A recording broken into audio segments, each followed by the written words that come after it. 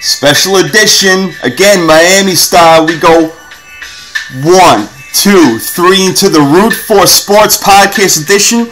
I got my man in the house. As you all know, I used to live in Florida.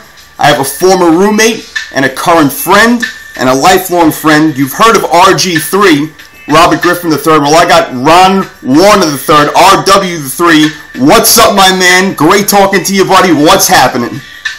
So much, John, in South Florida, you know. Yeah, I know. I was just talking to our buddy the dog, and he was telling me it was kind of a rainy day. It was about 65 up here and sunny and beautiful today. A little jealous or what? Every day here is about 75, so I can't complain too much. Yeah, I guess not. I guess you can. No, but you were born in New York. Am I right about that or what? I was born in New Jersey, Long Branch, New Jersey. Born in New Jersey. I'm strictly South Florida except for the Yankees. I'm a Hurricane fan, Dolphin fan, Heat fan, and I still keep my Yankee roots. That's right. That's what I was getting at. No matter where you go, you find Yankee fans, man. You know, you live in Florida basically your whole life. You were here for a minute up in the Northeast, but still carry them Yankee roots around with you. But like you say, predominantly you are a South Florida fan. You are heavy into sports, my man. I've had major conversations with you in the past, and you're legit, bro. You bring the real deal information. You're not just some stupid fan who just is biased and talks some nonsense. So that's why you're here, bro. I appreciate you coming in. Let's dive right into it. I know you're a freaky Heat fan. I picked them to win this the NBA Finals this year. You watch every game. Tell me your thoughts right now. Well, my thoughts as a Heat fan are that it's probably the most nerve-wracking team I've ever had to watch because every game, every matchup, everything is scrutinized like pretty much no team I've ever had a chance to watch. So every game, whether they win or lose, there's a big story, and it's kind of nerve-wracking from time to time. Well, you know what? It's warranted, to be honest with you, because not only the way that LeBron James came in there, but now you got three of the biggest superstars in the game on one team, and they came, just so close, a couple of games short last year, winning the finals. And LeBron is, he's probably the most high-profile player in the NBA, and everything he does, like you say, is, basically checked under a microscope. And when he's passing the ball to Udonis Haslem at the end of a game, and even in the All-Star game, giving up the rock, it just shows that he doesn't have that clutch gene, and I still worry about that. I was making the point to the dog, and I want to get your thoughts on this, that Dwayne Wade has been injury-prone now for the past few years, and it's my contention that a big reason why they lost the finals last year is because Wade wasn't completely healthy. Now, he's been banged up a little bit already this year. If down the stretch in the playoffs and maybe even in the finals, if he's not healthy, I worry that LeBron can't take them to the promised land and be the leader. What do you think? Here's the thing about LeBron. There's a lot of talk about clutch. Everyone wants to talk about clutch this, clutch that. To me, LeBron's clutch pretty much comes from whichever his last shot is. Because the one that he passed to Udonis, that's the one we talk about how, he's not clutch, he won't take the shot. We easily forget that in the Chicago and the Boston series and against Detroit, the guy single-handedly put the team on the back and stomped teams out of the playoffs. So he has had moments where he has taken it to that level, put teams away, hit big shots, locked down people on defense. So all I'm waiting for now is for him to do it in the finals. And that's what it's all about, being a Heat fan. Like, there is no, I hope we win this year. It is, we need to win, and we need to win multiple, but we'll just take one right off the bat. But I do agree with the Wade point. I think everyone points to LeBron's pass to Haslem, but if you really break down that game, Wade fouled, three-point foul, missing free throws, fouling people going to the line. Like, without that, they would have won that game. So Wade has been a little bit of disappointment for me, I'll be honest with that. All right, that's fair. And you do make valid points. LeBron last year in the playoffs against the Boston Celtics, he did put the team on his back, but when it comes down to it, when it comes down to crunch time and when the pressure is on, that's when he shrinks. And look, the proof is in the pudding, man. I've been watching it for years and years, and he still doesn't have a championship, and he should by now because all the greats have already at this point. And you even saw Kobe get in his face at the All-Star game. His words were, I can read lips, man. He said, "Damn, bro, shoot the ball." Like, this is an exhibition game, and you're afraid to take the shot? Look, if he's going to step up and be the guy and be one of the greatest of all time, he's going to have to be he's not even that people talk about him being the best player in the game. I don't know if he's the best player on his own team. So that's the thing. He went to if he did the move and go to Miami so that he can play alongside Wade to take some of the pressure off him, maybe he doesn't have that DNA to be the killer guy making the shot. So he goes with Wade. He might need Wade to make that last 5-second clutch shot, and all he'll do for the rest of the game is score 30, dish out 8 assists, get a couple blocks, get 7 rebounds, and if it happens to come down to that last possession, then maybe Wade does need to step up and he needs to make that shot. Or, like in great teams of the past, one of these deep bench players that the Heat have now, maybe they might have to have a Paxton moment or a Kerr moment or a Sean Elliott moment. So for the Heat, when that moment comes, I don't care who takes it, I just hope that shot goes down. That's the way I feel about it. I don't need LeBron to prove it to me. I just want that championship ring, and then whatever story you want to take from there, you can take from it. But somebody's going to step up, and I feel like it's going to be this year. And I don't want to hear anything about a locked-out season, half championship. I don't want to hear any of it. Like, I'm feeling it. It's going to happen. I don't know who's going to be the hero yet, but it's going to happen.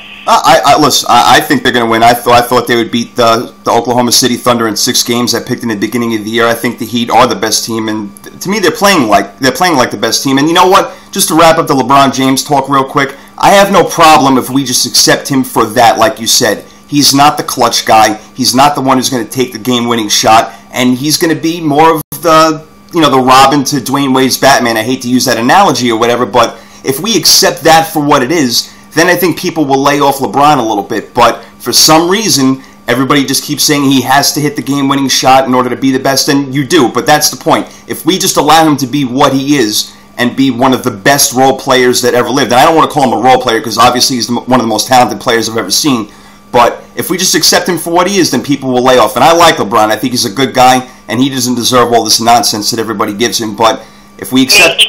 He does bring a lot of it on himself with some of his comments, and, I mean, we all know about decisions and all this stuff. He brings some of it on himself. It's and I've had this discussion with many of our friends before. This isn't my original idea, but this has been floated around plenty, it's very similar to the A-Rod Yankee teams of like 3 or 4 years ago, before they got that championship. Because no matter what happened, he could have hit MVPs, whatever. When it came down to it, he was hitting awful in the playoffs. They didn't win and then that pressure just builds and builds and builds. And it almost becomes not fun when it's your team watching it because you just want that guy to get over that hump and win that one. And A-Rod got his one. So that gives me hope for LeBron to get at least one. So. Yeah, well, A-Rod needed a little help from his friends. They're not physical beings, needle beings in order to get that championship. So I want to leave him out of that conversation. Your boy A-Rod over there. Those are the Texas days, bro. Come on now. Come on. He's carrying that around for a while. But I digress. We'll move on. We got fantasy baseball coming up, and I think A-Rod actually may have a good year this year, but we'll jump into that another time. Let's stay actually in the NBA a little bit. We'll talk about my Knicks for a second. I don't know how much you're watching of them, but it's almost as if they have the same amount of talent as the Heat, but they just can't get it together. Lin was the hot topic for a while, and now he's kind of cooled off. Teams are starting to get the flow of him a little bit. But speaking of flow, the Knicks don't have any flow. You got Amari Stoudemire, you got Carmelo Anthony, Tyson Chandler's been holding it down in the middle, and they got the pieces, but I can't understand why they can't put it together. And the only thing I could possibly think of is the head coach doesn't have control of the team. And I'm calling Phil Jackson's name out. I'm calling Jerry Sloan's name out. We need one of those guys to come in and fix the situation. There is no excuse for the Knicks to be 5, 6, 7 games under 500 since Carmelo Anthony arrived. It doesn't make any sense. I totally agree with you because I look at that roster and I love that roster, bro. Like, when they got J.R. Smith, like, tatted up, confident, shooting 3, like, that's the kind of guy that I wanted for my team. Like, just another piece. Baron Davis off the bench, Carmelo. I mean, they just have a lot of names. They have guys from Wisconsin doing championship belt points. They have a bunch of guys doing things, but it's just not coming together. And maybe, the Heat at the beginning of last year, it took a while for things to come together. So what makes it any different for New York? Maybe it's going to take a while, and then maybe next year they're just going to be a force to be reckoned with. Right. You know what? I like your point. That's a good point because it took the Heat a long time to get their stuff together, and they still ended up going to the championship last year. Now, obviously, I don't think that's going to happen for the Knicks this year, but they have the talent where it can come together. They just need something to put it together.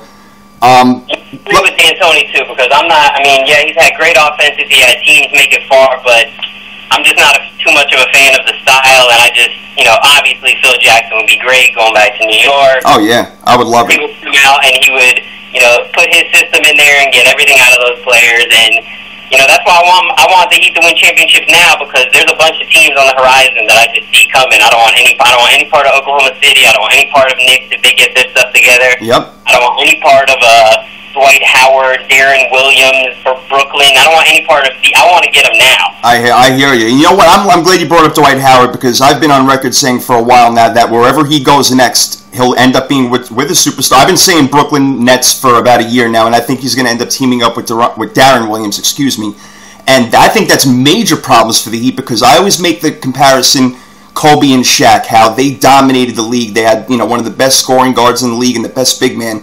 And that's kind of what you would have if you have Darren Williams and Dwight Howard together. You'd just a dominant combination. I think that would spell a lot of trouble for the rest of the league for a long time. What do you think about that?